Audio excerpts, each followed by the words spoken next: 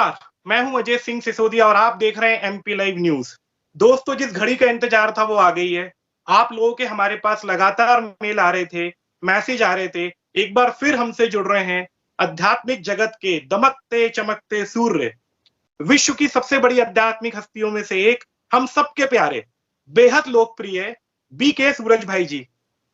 भाई thank ji, you. बहुत दिन लगा दिए आपने आते आते, बहुत डिमांड थी, बहुत सारे प्रश्न आ रहे थे।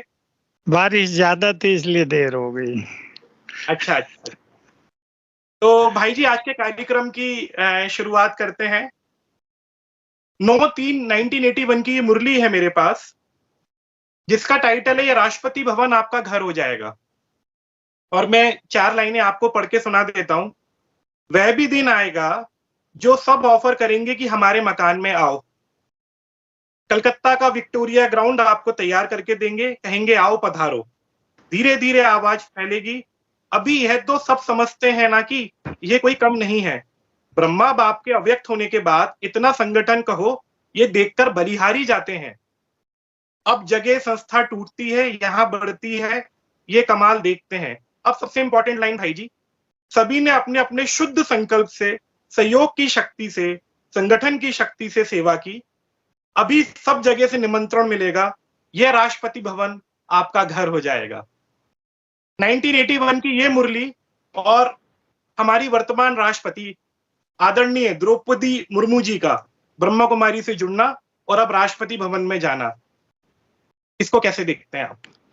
देखिए, सबसे पहले तो हमें ये रहस्य जानना चाहिए कि स्वयं सृष्टि नियंता, स्वर्ग के क्रिएटर, निराकार परमपिता इस समय इस युग को बदलने का महान कार्य कर रहे हैं।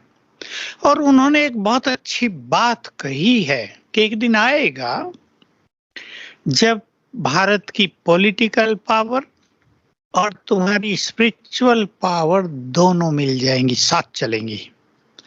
तब भारत की नीतियों को सारा संसार फॉलो करेगा, क्योंकि पॉलिटिक्स तो है ही। और कलयुग के अंत की पॉलिटिक्स थोड़ी दूसरे ढंग की तो हो गई है, लेकिन जब उसमें स्पिरिचुअलिटी का समावेश हो जाता है तो वो विश्व के कल्याण के लिए हो जाती है। आप देख रहे हैं हमारे मोदी जी विश्व के बहुत बड़े नेता बन गए हैं, उनका नाम है, लोग उन्हें सम्मान की नज़र से देखते हैं, विदेशों में भी और भारत में भी। तो मैं तो कहूँगा कि भगवान का जो ये कार्य चल रहा है इस कलयुग को सतयुग में बदलने का, जो ज्ञान उन्होंने ब्रह्मा के तन में प्रवेश करके उनके मुख के द्वारा दिया, वो सब साकार होता नजर आ रहा है। मैं तो जब से मोदी जी प्रधानमंत्री बने थे 14 में, तभी समझ गया था कि ये अभी प्रभु का सिलेक्शन प्रारंभ हो गया है। अब ये मनुष्यों के जो कंट्रोल है इस सृष्टि से वो हटता जाएगा और भगवान इसको स्वयं अपने कंट्रोल में लेते जाएंगे, क्योंकि उन्हें इस धरा को, इस भारत को पुनः स्वर्ग बनाना है, देवभूमि बनाना है, विश्व गुरु बनाना है, लाइट हाउस बनाना है। फिर योगी जी चमके, आप जानते हैं बहुत बड़ा कार्य उन्होंने किया। समय की जो आवश्यकता थी यूपी में, सचमुच वो उन्होंने पूर्ण कर दी। दूसरी पवित्र आत्मा, एक मोदी जी पवित्र आत्मा, दूसरी योगी जी पवित्र आत्मा। योगी भी कठोर निर्णय भी जो लेते हैं बहुत जरूरी है आजकल की राजनीति में, और जो बहुत पवित्र भी हैं, जिन्हें अपने लिए तो कुछ नहीं चाहिए। और तीसरा नंबर आ गया हमारी महामहिम सम्माननीय द्रौपदी जी मुर्मू का, बहुत पवित्र आत्मा है। जब ये गवर्नर थी, मैं उधर गया था योग का प्रोग्राम कराने, तो आ गई वो, तो कहा मुझे कि सारा दिन मेरे पास बैठो। अब मैंने कहा मुझे तो काम भी है, वो तो बैठा लिया उन्होंने, अब जाने ही न दे। फिर आधा समय मेरे साथ गीता बहन थी, उनको बैठाया। बहुत स्वीट हैं, बहुत पोलाइट हैं, ईगो लेस हैं। मतलब मुझे लगा ये आत्मा एक महान आत्मा है, पर तब ये हमारे स्वप्नों में नहीं था, तो अब वो देश के सर्वोच्च पद पर आसीन हो गई। ये भी प्रभु प्लानिंग।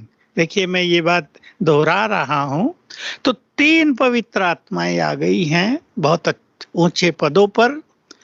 तो घर तो अपने सभी हैं, भगवान का ये संसार है, सब अपना ही है।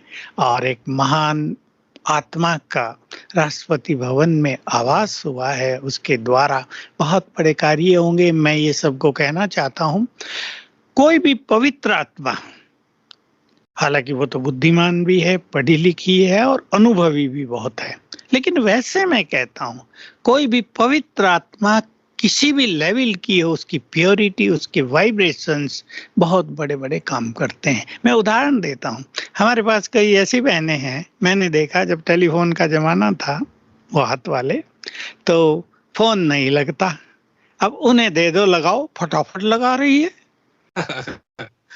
सीए काम कर रहा है बैठकर, कॉम्प्लिकेटेड हो गया है सारा काम, कुछ समझ में नहीं आता क्या करें, उलझता जा रहा है। कोई पवित्र आत्मा आकर बैठे, उसके वाइब्रेशन से उसके काम फटाफट होने लगे। तो ये महान आत्माएं अब भारत को सर्वोच्च स्थिति पे ले जाएंगी। भारत सबसे अधिक शक्तिशाली, सबसे अधिक धनवान, विश्व गुरु, विश्व को राह दिखाने वाला, शांति देने वाला बन जाएगा। तो घर तो है ही, अब उसमें तो कोई बात ही नहीं।